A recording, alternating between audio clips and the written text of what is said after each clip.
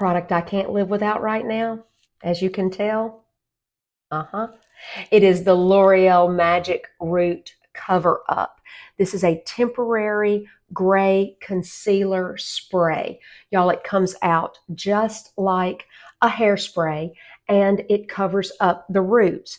This is a medium brown because I am using a brown, and I can't believe I'm gonna do this on camera, but I use this brown spray. I'm gonna take my glasses off. I shake it up a little bit and then you'll watch. Look at how that just colors that gray beautifully. And I can kind of just run my fingers through it. And then I have this right here in the front. So, there we go. A little bit there. And then all of a sudden, those grays are gone. Those grays are gone, especially in your part. And so there you have it. I adore this product.